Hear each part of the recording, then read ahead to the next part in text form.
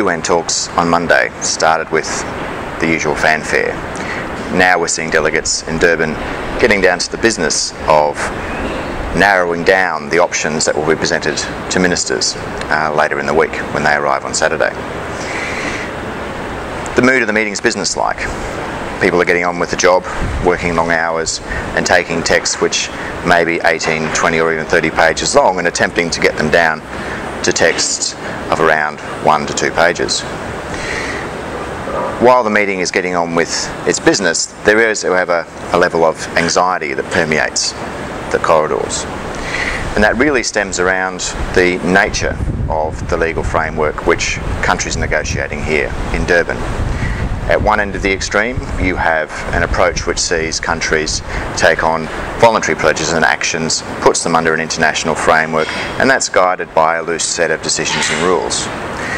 On the other end of the extreme, you have a legally binding treaty which captures legally binding commitments for major emitters. Just because you have a treaty doesn't necessarily mean you get a better climate outcome. For example, in advance of the Cancun meeting last year, if countries had insisted that China, India, the United States and Brazil had put the targets they'd committed to under an international treaty, they probably wouldn't have done that, and that would have resulted in a weaker environmental outcome. On the other side of the coin, with a legally binding instrument, countries are generally more comfortable with the commitments that other countries are taking. They have more confidence that they're going to take action to meet them, and that, in theory, can lift global ambition.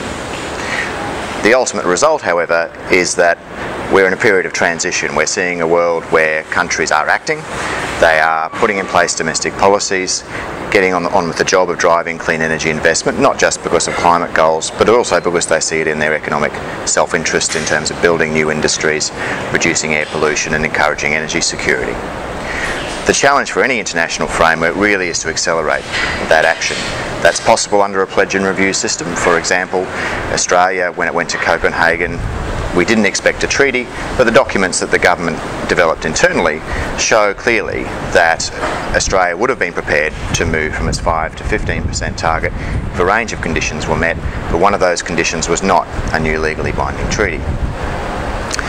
So as we move through Durban, we continue to make practical progress on some key technical issues like reducing deforestation in developing countries, putting in place credible mechanisms to drive investment in developing countries in adaptation and low pollution development, and creating greater transparency around the actions that countries take.